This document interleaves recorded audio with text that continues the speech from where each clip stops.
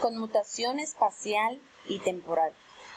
En las modernas centrales digitales, todas las operaciones lógicas y procesos relacionados con las funciones de conmutación, es decir, entrada, salida y control, se realizan mediante programas que construidos por módulos permiten la incorporación de nuevas prestaciones conforme se necesitan.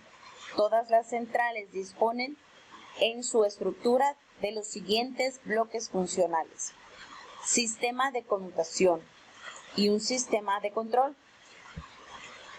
El sistema de conmutación es el encargado de establecer un camino dentro de la matriz de conmutación entre la entrada y la salida para realizar la comunicación tanto espacial como temporal, siendo frecuente que los demás sistemas combinen etapas espaciales observadas en la figura 1.8 con otras temporales observadas en la figura 1.9 que veremos más adelante. Dentro de la conmutación temporal, la señal puede llegar a ser codificada digitalmente o no, encontrándonos en el primer caso ante la llamada conmutación digital.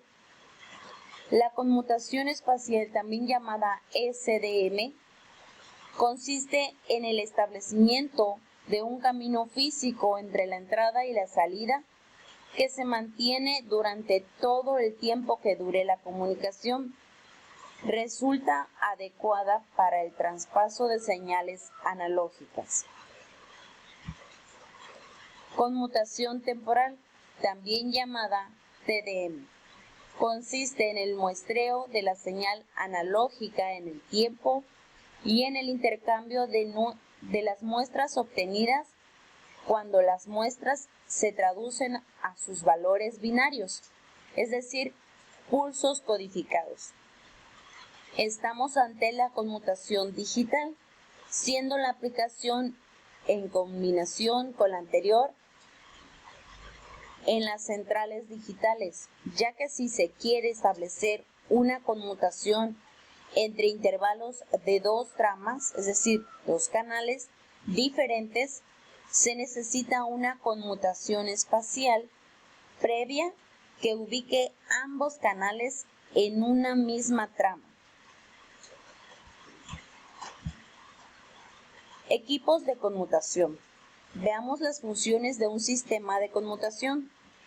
El objetivo básico de una central telefónica es establecer el enlace entre dos abonados, es decir, un llamante y otro llamado, que desean establecer una comunicación. Para ello, deben disponer de los medios tanto físicos, de funciones y señalización necesarios para alcanzarlo con efectividad. Como sucede en cualquier comunicación, es necesario fijar una serie de reglas y métodos, llamados protocolos, que gobiernan el proceso de intercambio de información desde el preciso momento de su inicio hasta su finalización. En toda central telefónica se distinguen dos tipos de enlaces: los de entrada-salida de otras centrales y los internos, necesarios para unir los abonados de la misma central, puesto que para conseguir la máxima eficacia el número de enlaces es inferior al de los abonados, ya que no todos ellos los utilizan de manera simultánea, que es necesario considerarlos en los sistemas de las llamadas etapas de concentración y etapas de expansión, así como otras de distribución para el mejor aprovechamiento de los órganos de la central. Aunque las etapas de concentración y expansión son muy similares, hay que tener en cuenta que si bien en la primera el abonado que llama puede conectarse a cualquiera de los enlaces de salida, en la segunda el enlace de llegada se conecta solo al abonado de llamada. Como podemos observar en el siguiente esquema de bloques, tenemos un sistema de la central, donde nuestros dos servidores, es decir, el que desea llamar y el llamado, entran a un repartidor de entrada de internos. Su señal va a viajar en la entrada de salida al conmutador, que es el que se va a encargar de distribuir los canales tanto para la entrada como la unidad de control y el proceso, repartiendo la salida y llegando a la transmisión a través de otras centrales. En las etapas de concentración se realiza la operación de búsqueda. Cuando un abonado quiere efectuar una llamada, hay que buscar un enlace que se encuentre disponible. El número de entradas viene determinado por el de abonados, mientras que el de las salidas lo está en función del tráfico que estos originen. En las etapas de expansión se realiza la función de selección. Cuando una llamada entra en la central, hay que seleccionar el abonado llamado entre todos los pertenecientes a la central. Desde el punto de partida del abonado que desea establecer una comunicación, se tiene ordenadamente las siguientes funciones. Primera función, función de espera. La central debe reconocer en todo momento cuando el abonado procede a descolgar su aparato. Función de aviso.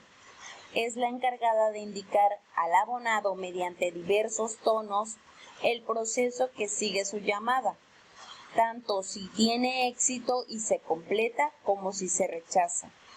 Entre los tonos más comunes para todos los países y tipos de centrales se encuentran el de invitación a marcar, por el cual sabe el abonado que dispone de una línea y puede proceder a enviar el número del abonado llamado. El de llamada, por el cual se sabe que ha completado la llamada y el abonado llamado está libre. Y el de ocupado, por medio del cual se sabe que el abonado llamado tiene establecida otra comunicación. Y por el último, el de línea muerta, que indica que el número marcado no tiene asignado ningún abonado. Función de recepción de información numérica, necesaria para el intercambio de información, es decir, la marcación entre el abonado y la central o entre centrales, de tal forma que las cifras recibidas puedan gobernar los pasos de selección. Función de control. Es la encargada de establecer la comunicación, interpretando la información recibida y elaborando las órdenes necesarias para gobernar las selecciones que son consecuencia de la numeración recibida, al mismo tiempo que efectúa la prueba de ocupación de los diversos órganos de la central. Función de selección, junto con el anterior, a lo cual está íntimamente ligada, es la más importante. Su misión es la de elegir dentro de las posibles rutas la que ponga en comunicación a los dos abonados, pertenecientes a la misma o a distinta central. Funciones de transmisión. Esta es muy dependiente del tipo de tecnología empleada y se encarga del intercambio de información y señalización entre centrales. Función de supervisión. Una vez que se ha establecido una comunicación, es necesaria la supervisión de los diferentes elementos que en ella intervienen, al objeto de detectar y corregir rápidamente cualquier incidencia, especialmente la desconexión de los órganos afectados. Funciones auxiliares. Además de las funciones básicas, ya descritas, existen todo tipo de un amplio abanico de nuevas y sofisticadas funciones destinadas a dar un mejor y más completo servicio a los diferentes abonados, introducir una mayor economía en la